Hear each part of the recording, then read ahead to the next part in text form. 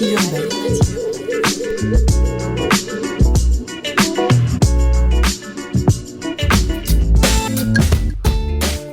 Ici Pascal Bussière et Alex Nevsky. T'es un jeune créateur professionnel dans une discipline des arts de la scène? Fais comme Alex, Pierre Lapointe, Mélanie Demers, Evelyne de la Chenelière et Fred Pellerin. Profite de ce tremplin exceptionnel qu'est le festival Vue sur la Relève. En participant, j'ai reçu de nombreux coups de pouce qui ont donné un fier élan à ma carrière.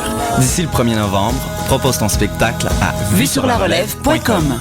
Présenté par l'Auto-Québec en collaboration avec Québecor, la 19e édition de Vue sur la Relève se tiendra à Montréal du 2 au 19 avril 2014. Tu veux organiser un show, une soirée DJ ou même une soirée d'humour? La Coop Catacombes, c'est la place idéale pour étonner ton événement. Les Catacombes vous offrent une salle de spectacle de 325 places équipée d'un tout nouveau système de son qui garoche. Nous avons aussi une superbe terrasse de 77 places pour y tenir vos sacs à 7. La coopérative de travail Les Catacombes est située au 1635 boulevard Saint-Laurent, à 2 pas de l'UQAM. Pour plus d'informations, allez visiter notre page Facebook ou notre tout nouveau site internet catacombes.com. Ne manquez pas le 10e anniversaire du Festival international Les Escales improbables de Montréal, entre musique, danse, poésie, installation et art visuel en direct. Les Escales de Nuit vous proposent cette année 2 spectacles envoûtants, La Nuit aux 1000 oreilles par Constantinople Aubin-Mathieu le 9 septembre et Le Recours aux forêts, une utopie libératrice de Michel Onfray, Jean-Lambert Wild et Caroline Carlson du 10 au 14 septembre à l'Usine C. Retrouvez aussi les volets gratuits du 3 au 8 septembre, les escales de jour sur les quais du Vieux-Port avec notamment les siestes musicales, un bateau en origami géant et bien plus encore. Lors des escales de ville, suivez le Human Jukebox autour de la place des Arts. Toute la programmation et billetterie sur escaleimprobable.com.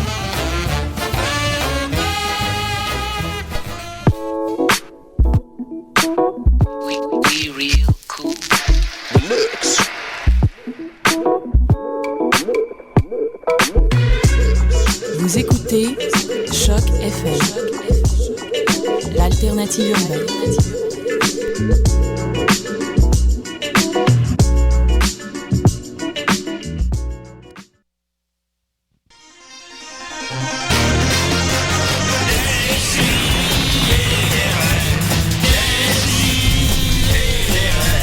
Chaque semaine, j'ouvre mon ordi, puis j'écoute.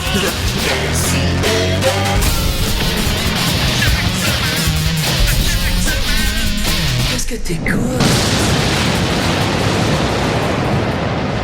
Regarde, je dis c'est pas par là que ça va pas en tout. Oh, salut, c'est Nicolas, ça va? Ben oui, ça va très bien. Oh my God, ok. Décidérez. Ça fait après 5 semaines d'absence, mais on change pas une formule gagnante, hein, je suis encore un peu sous de la veille. Mais au moins, je suis là pour dégriser l'atmosphère un peu. Oh, tu vas la dégriser solide, je présume, Nicolas. Je suis en présence de Nicolas Fournier-Larocque qui avait quand même été absent pendant plusieurs mois. Nicolas, qu'est-ce qui se passait? Ah oui, ben il y avait tous ces changements de sexe-là. Ouais. C'est compliqué, c'est beaucoup de voyages, etc., etc. Mais ça parce que c'est moins cher quand tu fais ça ailleurs, dans un autre pays, je crois. Oui, c'est ça. Puis j'ai réalisé En là-bas Australie, que j'avais pas de visa, donc j'ai passé un peu de temps dans des geôles, tout ça. Puis j'ai réalisé que finalement, c'était bien d'être un mâle plutôt qu'une femelle. T'as pas cru bon, genre, googler changement de sexe avant d'y aller, quelque chose? Oui, j'avais toute l'information nécessaire, mais parfois, ça prend l'expérience. L'information ne suffit pas. Et voilà, Nicolas a réussi à rendre les changements de sexe ennuyeux. C'est qu'il n'a pas changé. Puis, ben, en principe, il va y avoir Mathieu Niquette, en principe. C'est un grand retour en force. Je sens l'enthousiasme dans ta voix après toute cette pause. Sophie Croteau est supposée venir aussi. Sinon, Maxime est supposé être... live au Zoo, présentement. Alors, au Parc Safari, je crois. Au Parc Safari. Alors, j'espère qu'il va nous appeler. Alors, c'est ça. Écoutez, on commence en force. Sinon, des grands changements cette année, c'est qu'on a décidé afin de renouveler un peu voilà, c'est ça, la formule, hein. On essaie de raccourcir une demi-heure. Peut-être l'émission, parce que ça durait 1h30, puis on s'est posé des questions, puis c'est pas un pas en arrière, hein. Les gens étaient comme « oh non ». Mais c'est dans le but d'améliorer le produit, en fait. Parce que, tu sais, on fait dans le divertissement, hein, Nicolas? Ah, définitivement. L'information, c'est un service public.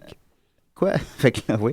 Puis, c'est ça. Et puis, je me disais que vaut mieux un petit peu trop court qu'un petit peu trop long, peut-être. Puis, je sais bien que dans la formule d'une heure, il arrivait souvent qu'on n'arrivait pas à faire les chroniques de tout le monde et que Mathieu Niquette, finalement, ne pouvait jamais faire sa chronique. Puis, j'en suis conscient, mais en même temps, tu sais, peut-être que c'est mieux ça que finalement que tout le monde a le temps de faire sa chronique puis qu'il l'étire un petit peu.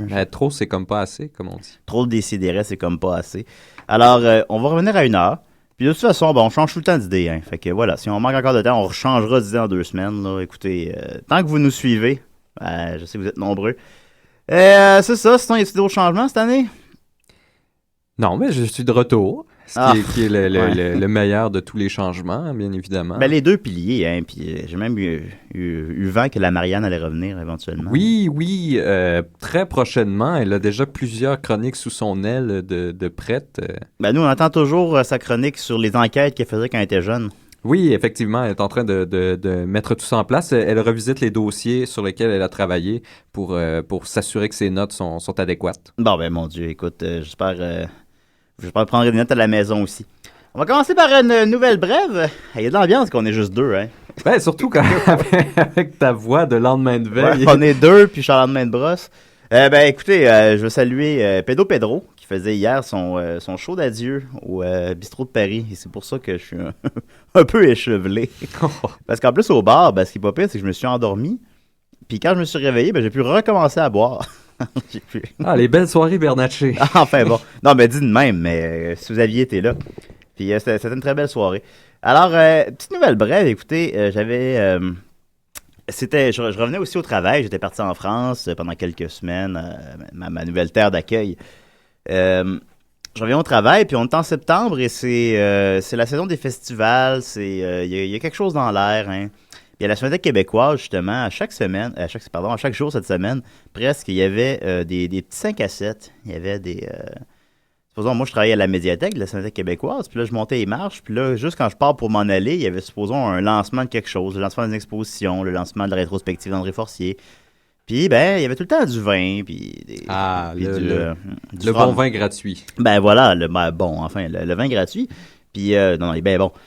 Puis, des fromages, évidemment, et tout ça. Puis, je me suis rendu compte de mener quand c'est rendu le 3e jour de suite que ça plafonne. Que je me nourrissais de ça, je me suis rendu compte que, tabarouette, il doit y avoir des gens, à quelque part, qui vivent de cette façon-là.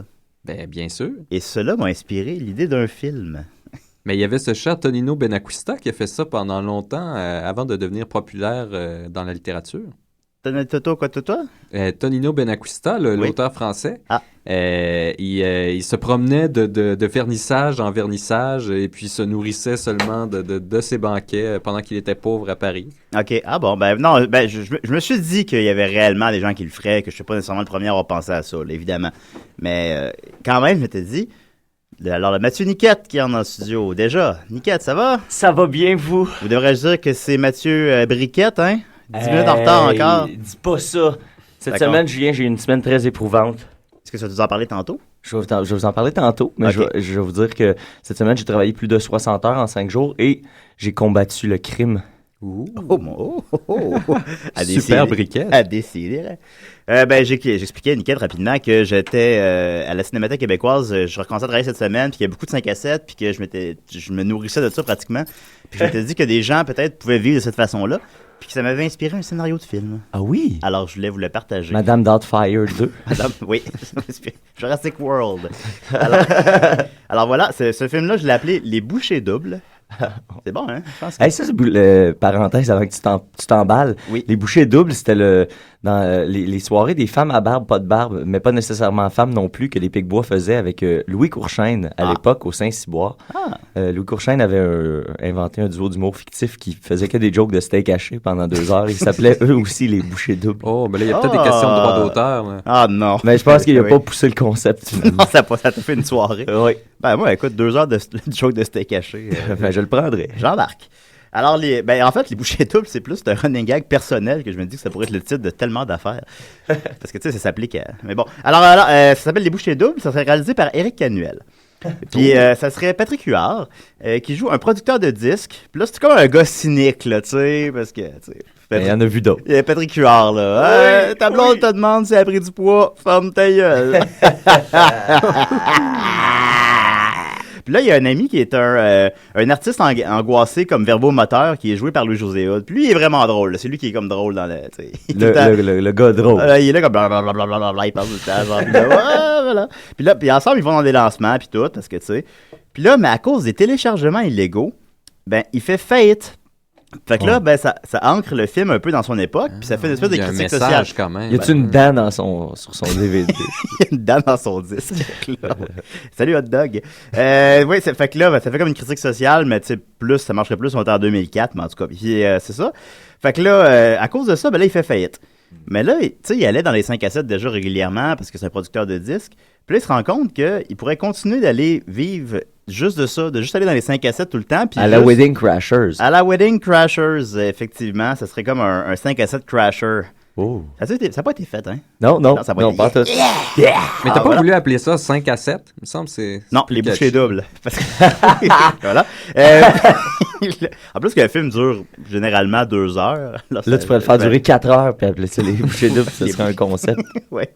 Puis là, fait que là, c'est la prémisse du film. Là, c'est le bout vraiment drôle. Là. C'est comme la demi-heure le fun. La demi-heure où est-ce que là, il va dans les 5 à 7. Puis là, il se fait un horaire, mais tu sais, c'est tout le temps de 5 à 7. Fait que, tu sais. Ah, c'est drôle. Ouais, puis là, tu sais, il va là. Puis là, on le voit comme, tu sais, c'est un montage rapide. On le voit comme manger 6 morceaux de fromage en même temps parce qu'il n'est pas déjeuné. Puis là, puis là, tu le vois comme raconter des menteries contradictoires dans différents 5 à 7. Puis là, dans le fond, c'est comme une espèce de ramadan. Il peut pas manger le jour parce qu'il n'y a pas d'argent. Puis le soir, il se bourre la face. Ouais, c'est ça. Puis les comptes des menteries. Il s'en met dans les poches aussi. Puis là, Josué, il est comme genre blablabla. Puis c'est drôle. Puis là, oh, on a un appel.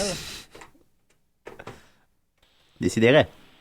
Oui, salut King, c'est Dominique, ça va bien? Hey, salut Dodo, ça va? Bonjour Dominique. Hey, salut, hey, je peux pas vous parler longtemps parce que là, moi, je suis pas, écoutez, ça va me coûter une fortune d'interurbain, je suis en ce moment en Floride, à 4 en Floride, et je fais un dodo sur le terrain, je ne peux pas dire sur quoi, mais je peux vous dire un petit indice. NASA. Oh, ça va être un reportage très spatial. Dodo dans l'espace? J'ai travaillé très fort depuis des années en secret. Je suis très content de vous dire. Puis quelqu'un... Oui? NASA. Eh ben, je suis right down.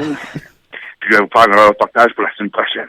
Oh. Ah, ben merci beaucoup, Dominique. T'es toujours là pour nous. OK, hey, on lâche pas le gagnant. Quel temps qu'il fait en Floride présentement, là? Où? En Floride? Oui, je suis à 4... Ouais, quel temps qu'il fait là-bas présentement? Ah là, il fait un beau soleil, hein. Les filles sont en bikini, puis sont bien respectueuses. Ah ben c'est cool ça. Ben rapporte-nous des photos. Pas où c'est que je suis, là, j'ai pas le droit. Ah, c'est vrai. Ah, OK. C'est un gars plus à l'oreille, Dominique. OK, oui. Ben oui, je vais y aller à l'oreille. Oui. Parfait. Prends des notes alors. Bye bye. OK, bye. Hey, ça a l'air intéressant. J'espère qu'il changera pas sa fusée d'épaule. Non, effectivement. Sa fusée. Mais, oui, Dominique, donc, qui est en Floride pour nous. Alors, fait que voilà. Fait que là, c'est le bout de le fun. La demi-heure drôle, 5 à 7. Mais là, maintenant, il va dans au lancement comme d'un site web qui sert à faire des bonnes actions pour aider son prochain, genre. Okay. Une affaire de même, là. Genre. Par Chantal Lacroix, style. Genre. Puis là, c'est Sophie Lorrain qui est la fille qui lance ce site web-là, puis là, c'est ça. Puis là, Patrick Huard, il va là, c'est juste pour le fromage, puis le vin, puis les viennoiseries, mais finalement, comme il tombe en amour avec elle. Avec Sophie Lorrain. Avec Sophie Lorrain. Ouch. OK, voici, ouais. Ok, j'avoue que ce casting-là, je suis moins... C'est un casting des débuts 2000. Ouais, c'est ça. Tu vis à quelle époque? Non, mais Louis-José de Patrick Huard, c'est encore bon, ça, hein? Oui. OK, bon. OK, Sophie Lorrain, Sophie, si tu nous écoutes, peut-être... C'est pas encore... c'est pas coulé dans le béton. Fait que là... Tu sais, il tombe en amour avec elle, mais là, il continue à compter des menteries pareilles. Puis là, il dit que... Parce que, tu sais, c'est juste ça qu'il sait faire, tu sais. Puis là, il dit qu'il va produire un album pour elle, puis tout ça. Puis là, il y a la meilleure amie de Sophie Lorrain, qui est jouée par Pierrette Robitaille. Oh. Puis là, elle est vraiment drôle. Elle se met tout le temps les pieds des plats. Hey, j'imagine la scène entre elle et Louis-José. Ah oui, un double date. Aïe, un blind date. Un blind date. Puis là, les deux sont comme genre... Puis là, il pile sur un râteau. T'es au calice. Fait que là, c'est ça. Elle se fait tout le temps bien plats. Puis là, elle dit comme à Sophie Lorrain, comme, hey, fais attention, ce gars-là, tu sais, je sais pas, là, fais attention. Ok, t'es un peu stoner. Ça, c'était qui disait ça? C'était Pierrette Robitaille. C'est la meilleure amie de Sophie Lorrain. Un peu stoner. Puis là, tu sais, fait que là, Patrick Huard continue à mentir pendant un bout, puis il dit pas la vérité, puis là, José, il est comme blablabla, puis là, c'est drôle. Mais là, tu sais, il tombe vraiment amoureux. Fait que là, finalement, il lui dit la vérité. Puis là, elle pète les plombs, tu sais, parce qu'il était pas honnête. Puis là, ça braille. Puis là, tu tu sais déjà comment ça va finir. Ça va surtout au pays d'Alice. C'est un prequel à Alice Tremblay. Oui, c'est un prequel, un antépisode. Puis là, c'est comme le bout que c'est plate. Là. On sait comment ça va finir, puis là, tu regardes ta montre, puis là, c'est comme... là, il pourrait avoir des troubles de digestion vu qu'il mange juste du fromage. Tu sais qu'on voit peut-être qu'il se rend compte qu'il est intolérant au lactose. Ouais, tu sais, il y a de la diarrhée tout le temps, puis il est vraiment comme il est malheureux. un plan de lui qui vomit du fromage. C'est Louis-José Hood, il fait de la diarrhée verbale, puis lui, il fait de la diarrhée plus standard. Non, Louis-José Hood est intolérant. Ouais, c'est mieux ça. Oui, oui. Ouais, il mange trop de fromage, puis là, tu le vois comme vomir du fromage. Blablabla. Puis là, t'es comme... le vomi, c'est tout le temps drôle. Ben oui. Puis là, comme c'est universel. Puis là, tu vois comme... tu sais, celui des Invincibles, là, qui est comme bisexuel, là. Steve, c'est cet acteur-là. Patrice Robitaille. Là, comme Louis-José Hood vomit du fromage. Puis là, t'as un plan comme en dehors de la toilette et Patrice Robitaille qui fait... Ça sent la fondue. Oui, c'est bon. C'est fin, c'est raffiné. Tu le verrais, ça, hein? C'est raffiné. Tu le verrais dans un film qui existe. La fondue, hein? La fondue au fromage. Ça sent la fondue. Fait que là, c'est le... Fait que là, c'est ça, c'est le bout, donc, triste. On a eu un mois de vacances pour arriver à ça. J'étais très cher auditeurs. C'était tout un début, hein? Très cher auditeurs. Je sais qu'on demande 1 heure de votre temps chaque semaine. On se remet dans le bateau tranquillement. Ah oui. Fait que là, c'est ça, c'est le bout triste. Puis là, mais finalement, t'as peu. Puis là, ouais, fait que là, il comprend que... Mais là, elle finit par comprendre à un moment donné, là, il y a quelqu'un qui court vers l'aéroport à un moment donné, là, pour une raison quelconque. Puis là, ben, elle y pardonne. Puis là, finalement, il produit son album. Puis là, il en vend 150 000. Fait que là, ils deviennent riches, comme. Mais comment il fait pour produire l'album? Bah, il produit l'album. Puis là, il pourrait avoir rencontré quelqu'un d'un 5 à 7, puis il lui vole le studio. Ouais, Patrice Robitaille. Voilà. C'est ça, le vendu. Ça paraissait accessoire à l'époque, comme ça, on peut le plugger. L'album s'appelle La Fondue. Puis là, finalement, ben, il a tué avec le fusil de chasse de son père, puis il tire une balle dans la tête, puis il laisse une note qui écrit « Tout sert à rien ». Fait que là, qu'est-ce que vous en pensez? Ben, le revirement à la fin, il raide un peu. Ouais. Ça serait le fun d'inclure Boucher Double dans le film à plusieurs reprises. Ah oui. Ben non, ben, c'est parce que, tu sais, ça, c'est que... Le titre de l'album, peut-être? Parce que quand tu vas dans ces 5 cassettes-là, tu prends comme quelques bouchées de fromage, là, tu te goinfres pas. Là, le film, ça pourrait s'appeler Double Dip. Non, parce que, ça sonne bien, ça aussi. Vu que c'est un anglicisme, j'imagine que ça ajouterait au fait que c'est un film de merde.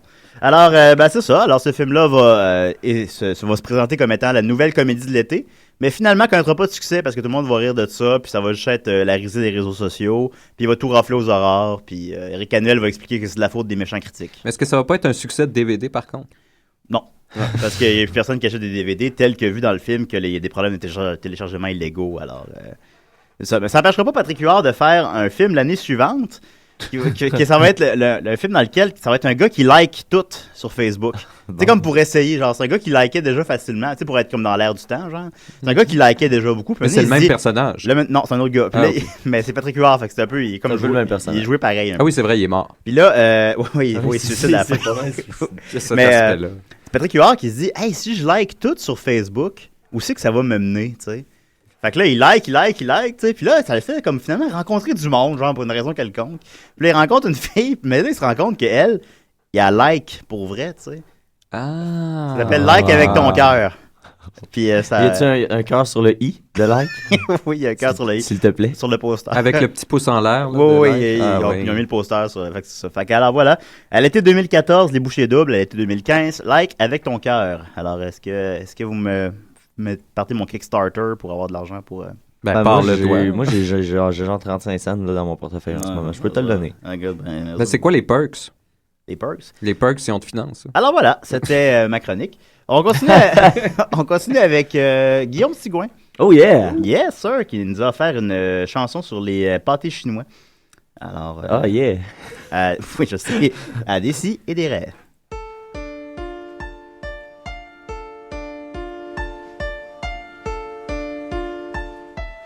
Je vais vous raconter une histoire triste. Une histoire qui s'est passée hier soir vers les 5 heures. Je voulais faire un pâté chinois pour Bernard Dréville. Un pâté chinois là, en forme de croix. Puis là, dans la cuisine, j'arrive pour couper les patates. Il restait 4-5 patates dans le fond d'un sac. Ils étaient toutes juteuses.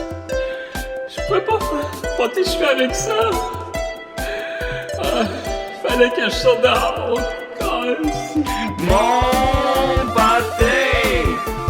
Mon pâté chinois, en forme de croix, pour Bernard Drinville. Arrive à l'épicerie. Mon pâté, et puis de patates. Mon pâté chinois, achète des carottes. En forme de croix, ramène des carottes.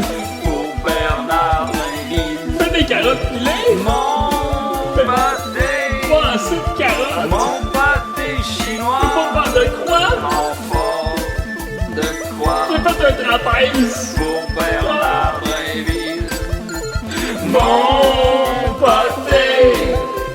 Mon pâté chinois, en forme de croix, pour Bernard Drinville. Des carottes pilées, des carottes. On va reprendre. C'est ça mon histoire. Ça c'est très dommage. C'est con, ça va. Salut, ici Patrick Huard et j'écoute Décideret. Attention, Obélix, non. Obélix, non. Ok, voilà, ben, merci beaucoup Guillaume Sigouin. oui! Eh boy, oh my God. Ça va me rester dans la tête, celle-là aussi. Ouais, encore. Je me surprends à chanter Tide Pods encore quelques mois plus tard. Moi aussi, honnêtement, là, ça revient à peu près une fois par 2 semaines pour moi. Et, je suis plus sûr à 100%, je l'avais dit en ondes ou non, mais quand j'ai déménagé le 1er juillet, Guillaume est venu m'aider. Et il m'a offert un sac de Tide Pods aussi à ce moment-là. Et ils me servent. Je ne vais pas faire de la pub pour Tide Pods non plus, évidemment, mais ils me servent. Alors, ça marche bien? Alors, Tide Pods, c'est pas cher, je vous le conseille. Qu'est-ce que tu fais avec? Bah, ça se raconte pas à la radio. Alors, continue-tu avec la chronique à Mathieu ou à Nicolas? As you wish. C'est moi qui décide? C'est toi qui décide. C'est toi le maître. Ok, bon, on va y aller avec Niquette. Là. On va pas te faire chier quand même. Gardez le meilleur pour la fin. Voilà. Ça s'en vient. Et meilleure réalisation. Encore 2013-2014. Julien Bernatchez. Le meilleur d'entre nous. Je l'ai perdu, là. Le doigt sur la gâchette. Prêt à cliquer. Et peut-être même à double cliquer si la situation le requiert.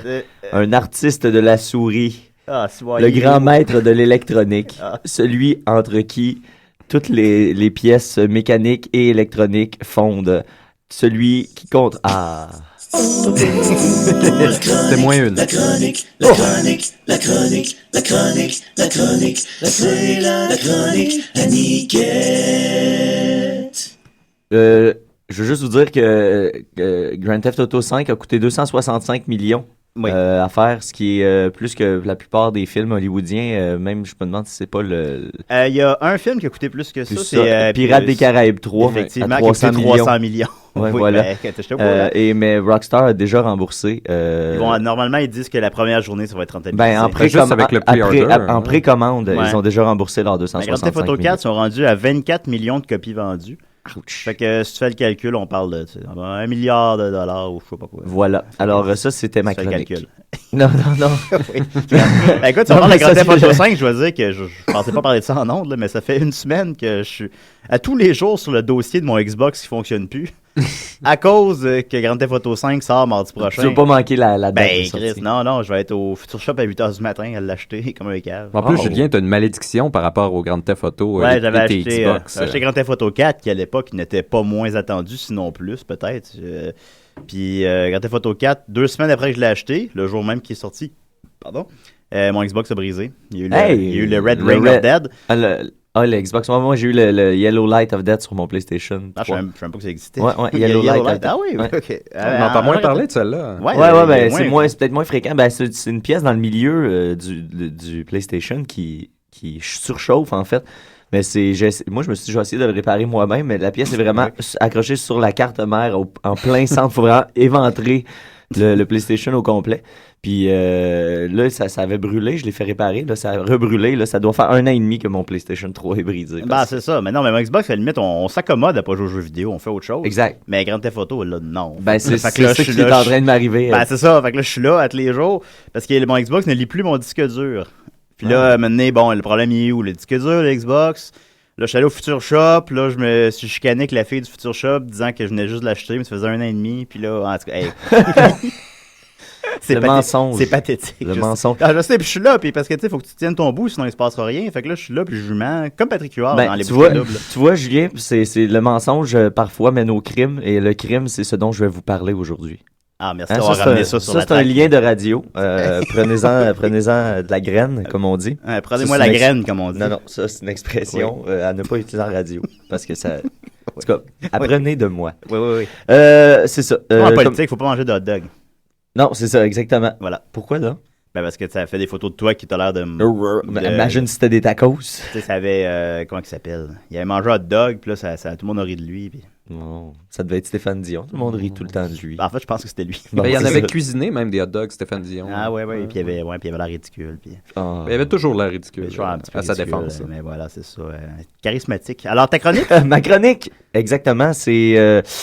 J'ai combattu le crime cette semaine. J'ai une semaine assez éprouvante parce que ça faisait un mois que j'avais absolument rien à faire. J'ai eu un mois vraiment tranquille. Puis là, depuis 2 semaines, tout est comme arrivé en même temps. C'est toujours comme ça, la vie. Là, je me plains pas. Ben non. Je pense que c'est un peu de même pour tout le monde. Fait que ça fait en sorte que cette semaine, j'ai fait mon 40 heures sur la construction. J'avais des projets des répétitions de théâtre. J'avais des contrats de théâtre à aller signer. Puis j'ai aidé quelqu'un à partir la nouvelle saison de la Ligue d'improvisation au Collège de Valleyfield. Ce qui m'a fait des journées assez complètes qui commençaient à 5h30 le matin puis qui se terminaient autour de minuit et demi. T'sais. Fait que j'étais fatigué et j'avais besoin de mes heures de repos, mais les criminels, en général, les 2 criminels en particulier. Les criminels en général? Oui, parce que je pense que les autres, ils ont comme une grande association puis ils se dispatchent les endroits. Mais pas des criminels de Schlaga? Non, des criminels de Valleyfield. OK, parce que je qui sais se ressemblent beaucoup. Karaté comment, non? André Karaté. André Karaté s'en occupe de... Karaté veille. Le pire, c'est qu'André Karaté, j'ai entendu dire qu'il était retourné vivre chez ses parents à Valleyfield. Ah, bon, regarde, là, il devrait régler ça. Je l'ai pas vu dans la ville, mais Valleyfield, c'est une ville assez... il y a beaucoup de crimes, hein, fait que peut-être qu'André était déjà en train de faire ses katas un peu partout dans le quartier nord à Valleyfield. Mais moi, c'est ça, c'est ce qui est arrivé. Je vais vous en parler. Je vais essayer d'être le plus... de pas trop m'emballer, là. C'est que moi, je dormais minuit. Mardi, je pense. Il y a eu beaucoup d'orages cette semaine. Fait que je me rappelle plus si c'est l'orage de lundi ou l'orage de mardi. Et là, je dormais et à minuit, j'ai entendu mon père hurler. Qu'est-ce que tu fais là, mon tabarnak? Tu décrisses! Toi, tu décrisses! Là, mais il criait dans la maison de même. Moi, tellement que j'étais sûr qu'il y avait quelqu'un dans la maison. Puis on sait qu'il a une voix qui porte en plus. Ben, il y a du coffre, mon père. Ben oui. Et là, j'étais sûr qu'il y avait quelqu'un dans la maison puis qui était en train littéralement de se battre. Fait que moi, j'ai pas pris mon courage à 2 mains. J'ai pas réfléchi. Je suis monté comme ça en boxeur, prêt à me battre. Là, je suis monté, j'ai vu mes parents affolés dans la cuisine. Ben voyons donc. Oui. Et là, j'ai dit, il est où, tu sais? Le bandit. Puis là, mais ils m'ont dit qu'il y avait 2 jeunes bandits qui étaient en train d'essayer de dérober le cabanon. C'est que mon père était couché, il a vu les orages, OK? Avec un flash d'éclair? Ben, il a vu les orages. Il était assis dans son lit, puis il voyait les orages. Puis là, il a marmonné comme, hey, ça éclaire donc bien fort. Ça a réveillé ma mère. Et là, ensemble, ils sont allés voir les orages par la fenêtre. Oh, ils sont cute. À côté, l'un sur l'autre. Puis ils ont fait un 5e enfant. Et ils ont fait un 5e enfant, oui. Exactement. Devant. Enfin, c'est ça qui était le plus gênant dans mon histoire. C'est quand je suis monté, il était en train de... Oh, Guy! Oh, Guy. Bah, désolé si mes parents écoutent. Salut, Guy! Mais non, tu comprends, là. Oui. Et là, c'est ça. Là, il regardait l'orage et là, il y a eu un éclair. Ma mère a vu quelque chose. Elle a dit, mon père, est-ce que tu as vu ce que j'ai vu? Qu'est-ce que tu as vu? Il y a 2 personnes entre les 2 cabanons, entre le cabanon de chez nous et du voisin derrière. Là, est-ce que tu es sûr? Je suis sûr à 100%. Et là, il y a eu un autre éclair tout blanc. Et là, il y avait les 2 personnes qui étaient en train d'ouvrir le cabanon chez nous, qui n'était jamais barré parce qu'en 25 ans, il n'est jamais rien arrivé de semblable dans notre petit coin tranquille. Et là, fait que là, en me racontant ça, moi, je suis redescendu en bas, je suis allé m'habiller, je suis allé chercher une flashlight. Mon père a fait la même chose. Puis là, on est sorti dehors dans la nuit. Un bat de base orageuse. Non. Un épée? Non. Manon juste notre courage et notre flashlight. Et là, ça continuait à éclairer. C'était vraiment spectaculaire. Et là, on est allé chez le voisin qui était sorti parce que mon père avait réveillé pas mal le voisinage en hurlant dehors. Et là, les gars, ils étaient partis. Ils ont essayé de sortir des petites rues chez nous qui sont des cul-de-sac. Là, on les a vus. J'ai couru derrière la voiture pour essayer de voir le numéro de plaque. Je ne l'ai pas vu. Fait que je me suis reviré de bord. J'ai sauté dans ma voiture. Mon père a sauté dans son camion. Et là, on est parti à la poursuite des gens.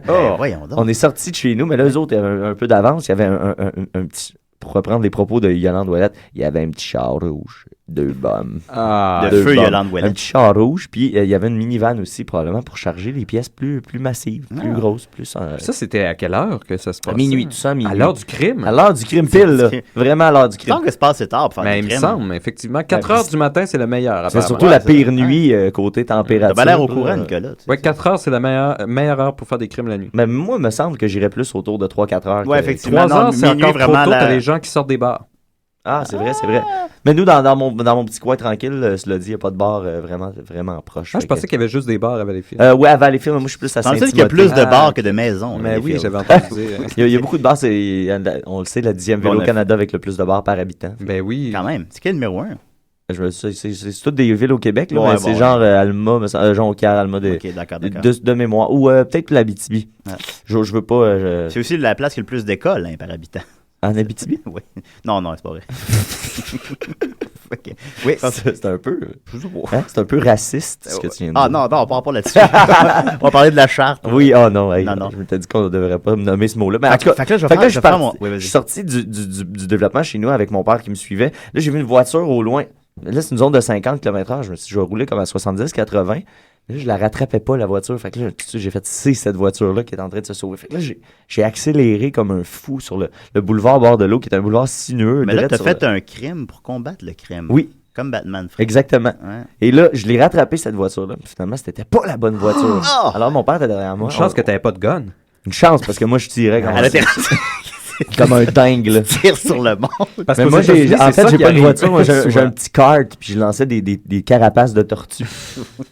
Carapace bleue aurait fait l'affaire. Une carapace bleue, ouais, mais là, tu as des dommages collatéraux, par exemple. Ouais, il y a ça, ouais, c'est vrai. Fait que là, on est tourné dans l'entrée d'un commerce. clair. Je suis tourné dans l'entrée d'un commerce. Mon père m'a suivi. Là, on s'est dit, bon, ben, trop tard.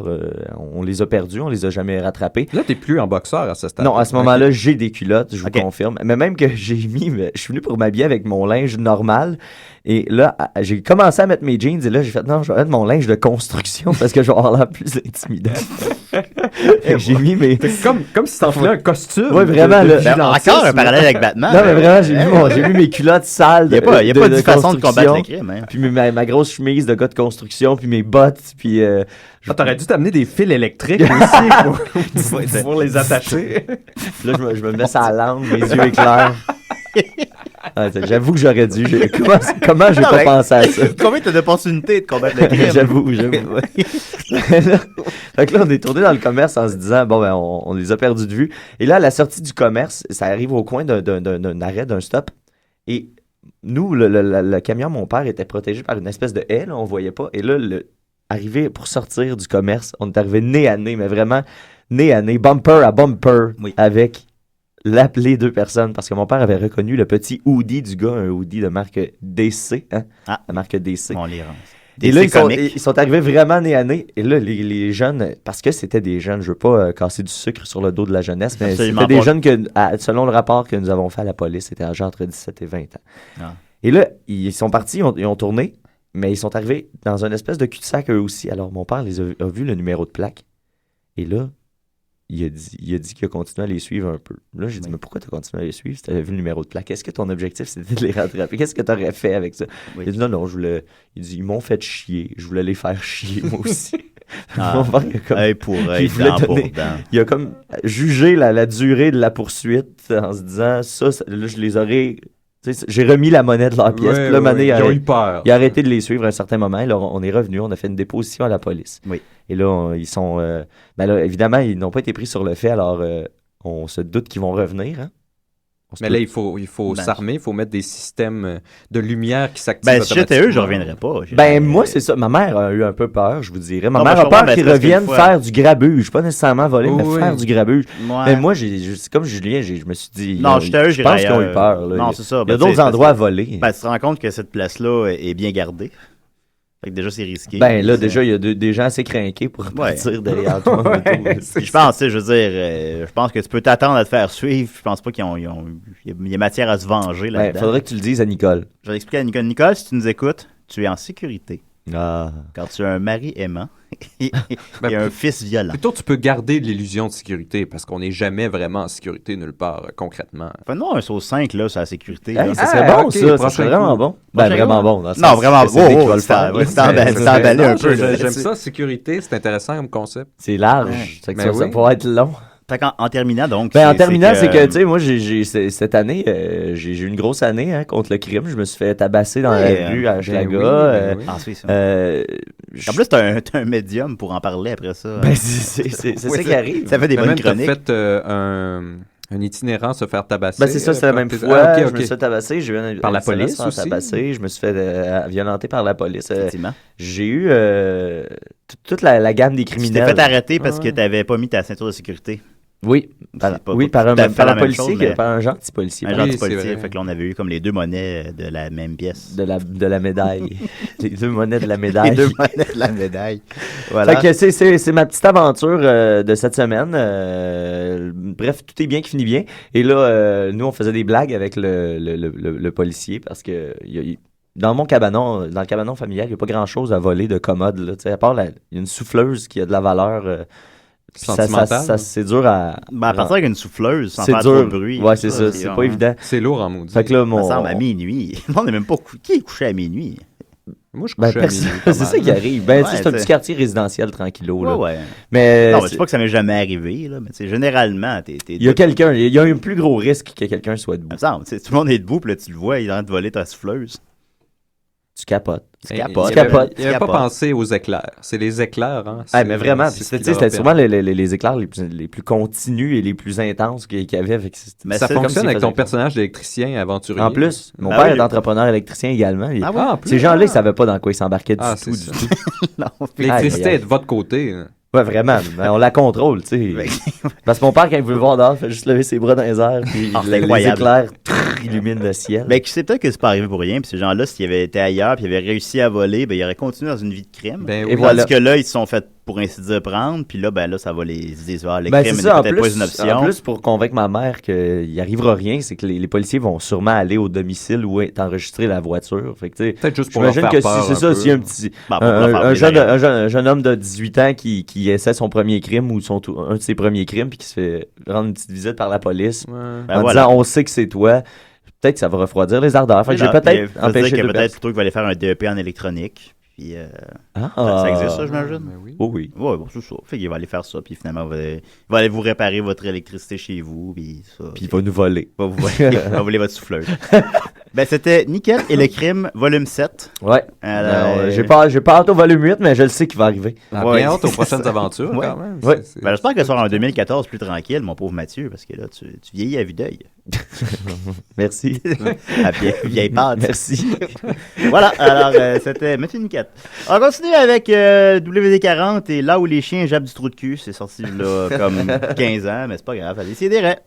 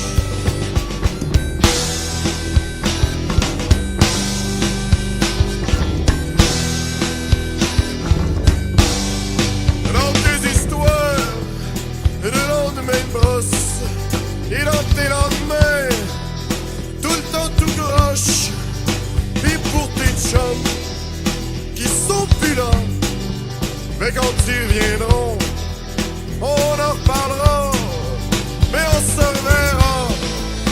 Mon gros poilu, là où les chiens, ils jettent des trous de cul. Et là où la vie est plus sauvage, et là où tout le monde est sur le chômage. Même si la vie t'a pas gâté, même si ta mère est maganée, même si tes chums sont sacrés là, même si les femmes on n'y pense pas, même si ton père on n'en parle pas, ben dis-toi ben, mon gros verra que même dans 20 ans, tu changeras pas, puis dans le bel on te reprendra pas, mais on s'en verra. Mon gros poilu, et là où les chiens, ils jettent du trou de cul, et là où la vie est plus sauvage, et là où tout le monde est sur le chômage.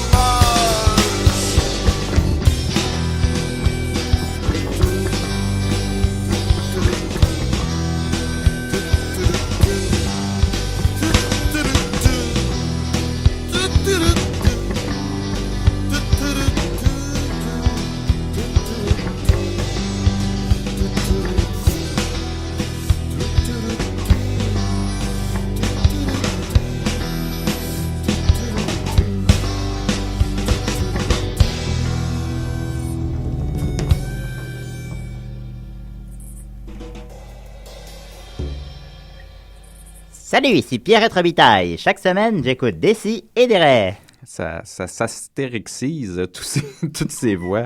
Hein? En plus que je me vante auprès des gens que je peux imiter n'importe qui. Puis... mais bon, finalement. Bon, ben voilà, on espérait qu'il restait pas assez de temps, mais on n'a pas réussi. C'est la chronique à Nicolas. Bien oui. Bien, après tout ce temps-là d'absence, j'ai dû faire beaucoup de recherches en moi. J'avais ma recherche extérieure physique. Comme... Ça t'a pas fait de cadeau, ça? Que non, effectivement. Oui, ça finit par maganer tous ces changements-là. C'est en perdre les cheveux. Oui. Et puis, je me posais des questions, tu sais, après tout ce temps-là, sur quoi travailler, qu'est-ce que je devrais faire. Puis on m'avait beaucoup parlé de ma chronique des modems. Je voulais pas que ça me montre... Ta chronique des modems a connu un certain succès viral, étrangement. J'en entends parler de temps en temps encore aujourd'hui. J'ai pas l'habitude de ce genre de réponse à mon service public. Donc, j'étais un peu... Ça m'a rendu confus. J'étais plus sûr de mes repères. Et puis, qu'est-ce qu'on fait quand on perd un peu ses repères? Ben, on retourne à la maison. On se ressource à la maison. On retourne à ses origines. Ah. Et puis en retournant à ses origines, ben, quelle ne fut pas ma surprise de constater en regardant les câbles. Je sais que t'es né dans une ruelle, je crois. J'ai réalisé que il y avait des nouvelles sur la politique thaïlandaise. Oh my God. Peut me partir. Thaïlandaise, on le rappelle. Tout est en train de me partir, mon gars. Oui. Ben, écoutez, les amis, vous pouvez arrêter d'écouter l'émission maintenant. Je vous laisse partir oui, d'accord. Pour nous mettre dans l'ambiance. Oh my God. On rappelle aux auditeurs de longue date que la première chronique de Nicolas Décideret était sur la politique thaïlandaise et qu'elle avait duré très très longtemps. Oui. Et puis là, je suis content parce qu'il y a beaucoup de temps. C'est quoi qu'on Donc, il faut qu'on retourne aux sources. Donc, vous vous rappelez, bien sûr, des gilets jaunes et des gilets rouges, j'espère. Vous vous en rappelez? Par rapport, c'est dans... C'était en Thaïlande. Il y avait écoute. plusieurs séries de crises politiques et qui faisaient intervenir des gilets rouges et des gilets jaunes. Les gilets rouges qui étaient des partisans plutôt ruraux, qui voulaient plus de pouvoir aux paysans, au peuple, et les gilets jaunes qui étaient plutôt des ultra-royalistes, qui étaient pour la monarchie, la militaro-monarchie de la Thaïlande. Merci pour la remise en contexte. Donc, ce qui s'est passé, en fait, et ce qui fait qu'on en parle encore aujourd'hui, et j'étais bien content de voir qu'il y avait des nouvelles sur ce passionnant débat, c'est que le 7 août dernier, alors c'est tout récent... C'est la fête des savants.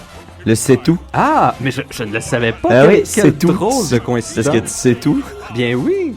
Ah. Alors le c'est tout, il y avait un texte qui était présenté au Parlement. Ce texte qui était présenté, c'était pour donner une amnistie aux militants politiques fidèles à Thaksin Shinawatra. Alors, on se rappelle tous de Thaksin. Oui. Thaksin, les militaires. Qui avait été... il était dans une conférence de l'ONU en 2006 et il y avait eu un push militaire qui était pour les gilets jaunes.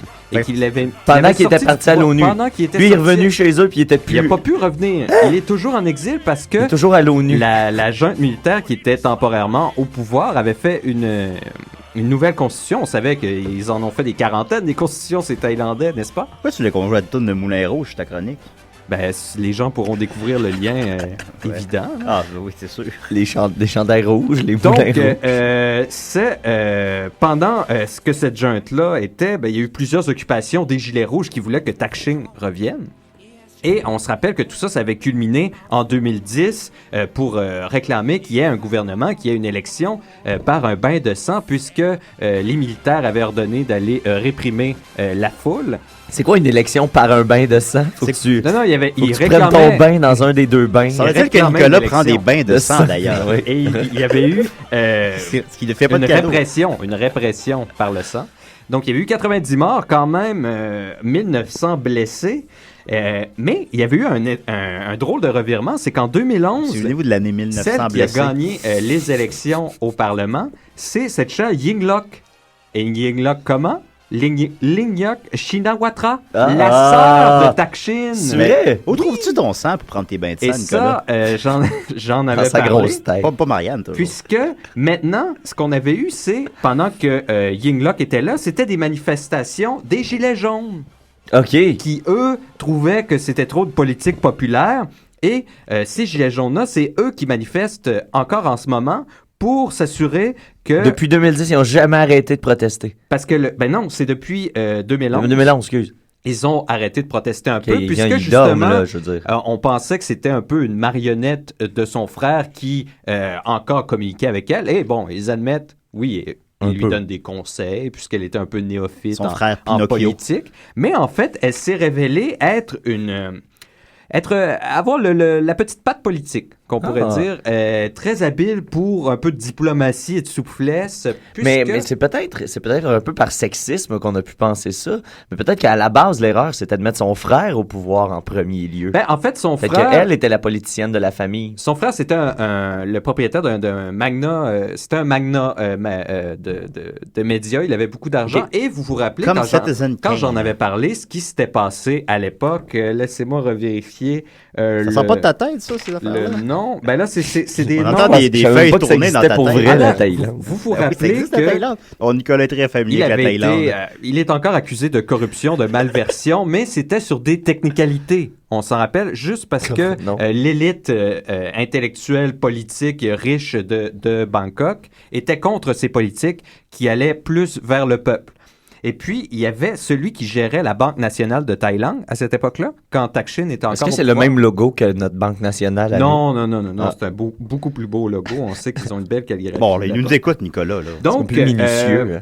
Il avait Viraj, qui était le gérant de la banque, avait fait perdre plusieurs millions à la Banque de Thaïlande. Donc, il l'avait viré.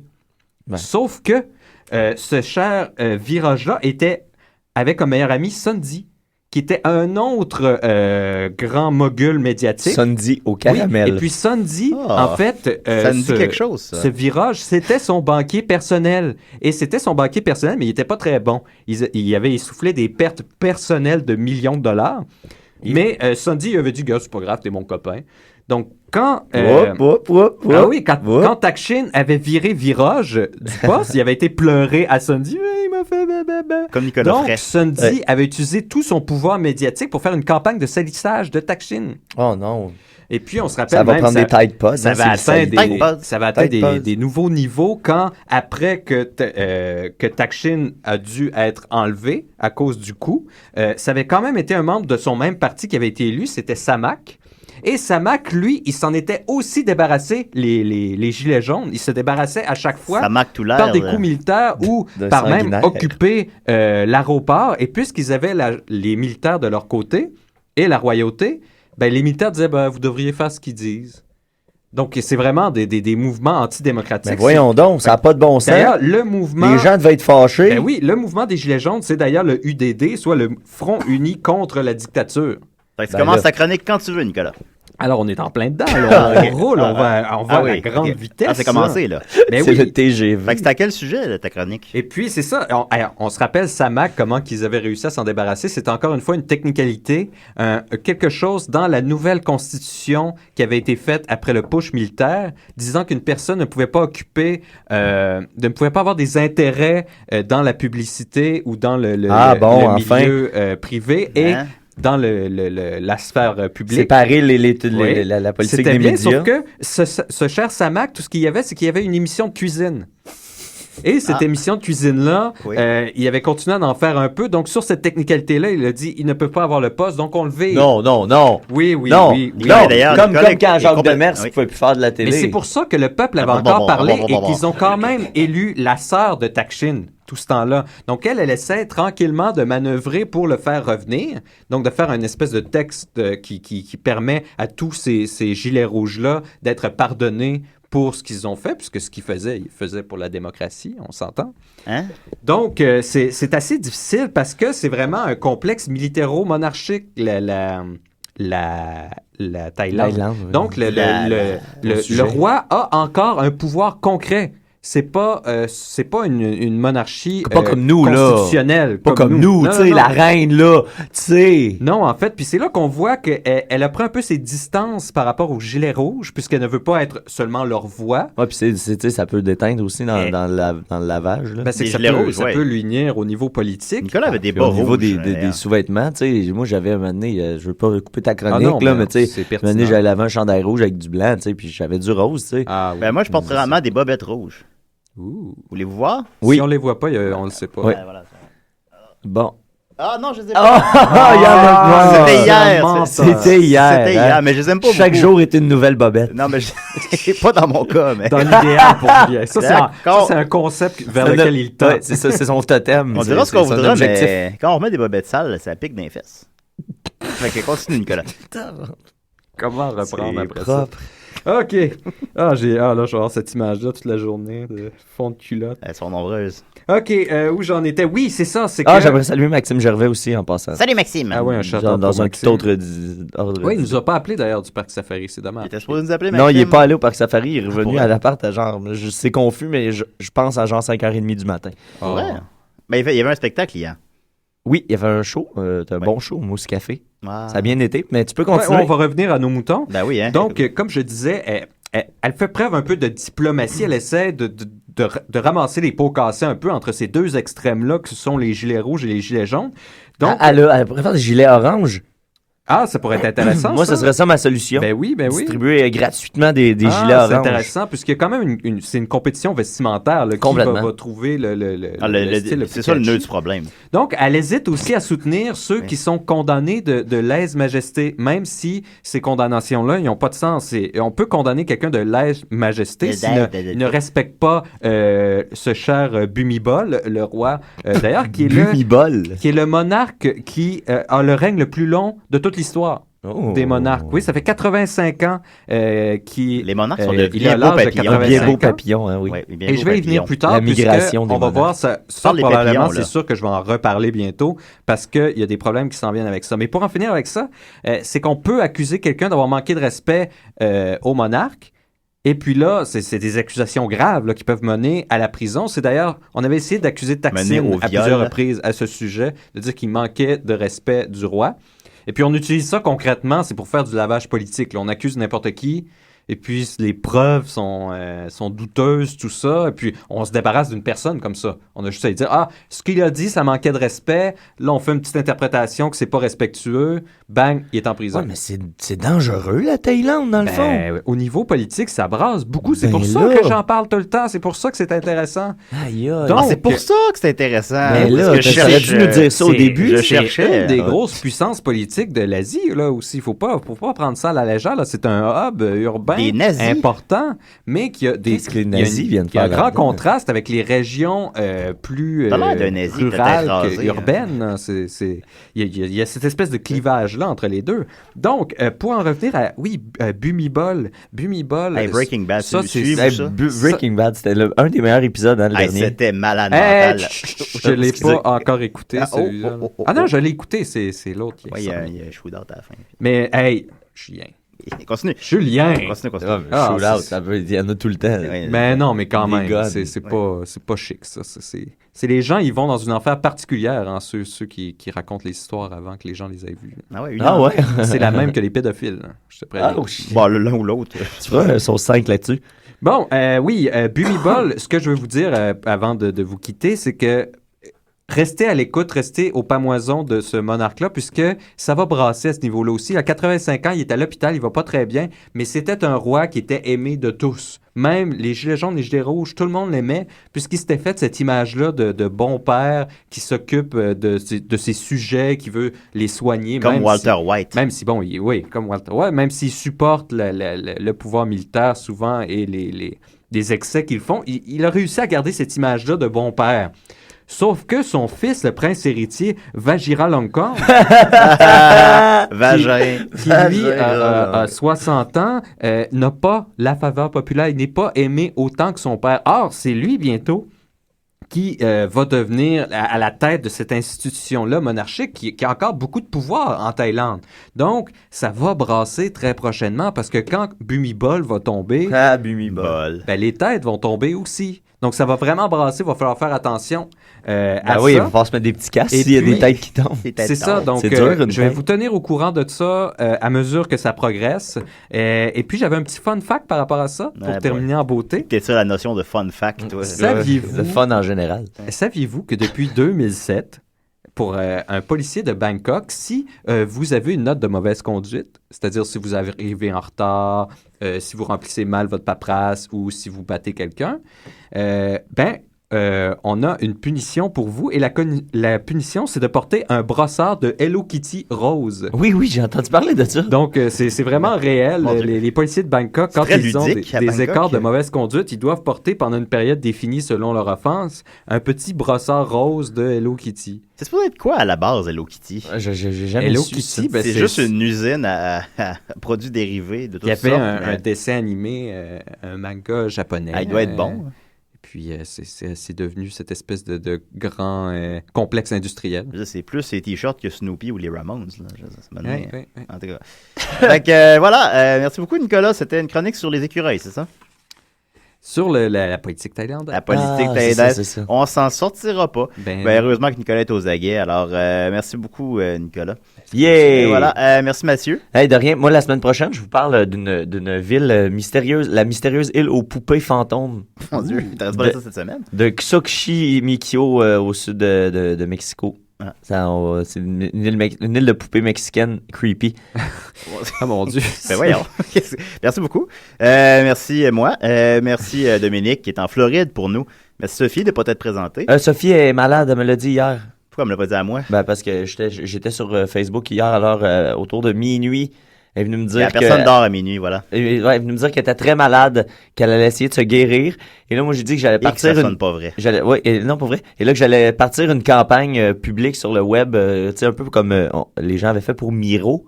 Que Joël Martel avait fait pour Miro. Oui, on se souvient, oui. Ben, c'est une espèce de campagne de sympathie pour envoyer des énergies positives pour qu'elle soit guérie pour ce matin. Puis, je l'ai pas faite. Elle était tellement malade qu'elle n'était pas capable d'envoyer un email pour me dire qu'elle viendrait pas, hein? Ben, je pense qu'elle me le disait en me disant que j'allais vous le dire. Ben, là, je vous le dis. Mais t'arrives en retard à l'émission. Là. Ben, c'est ça qu'elle s'est pas dit. Ben, je pense qu'on est l'émission qu'on a le plus à faire à des défaites de maladie de toutes les émissions de choc. Non, écoute, attendez, je vais vous le lire pour vrai, là. Parle dans le micro. Continue à dire des choses, là. Ben, c'était pas mal fini, là. Ça fait longtemps qu'on n'a plus entendu de défaite de diarrhée.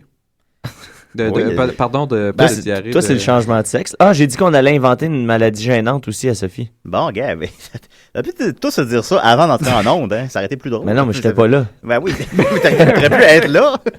Hein? Alors, là, on règle des comptes.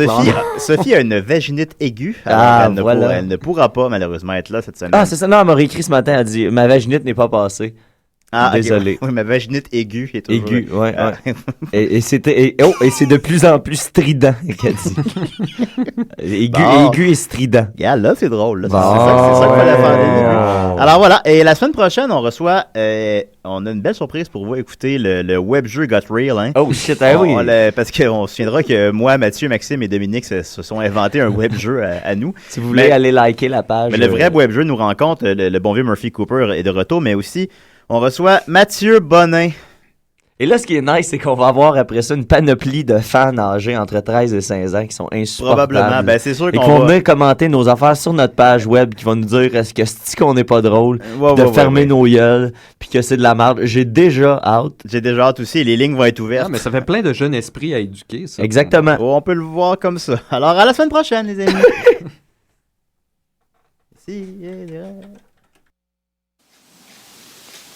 T'es l'invité à décider. Assis-toi.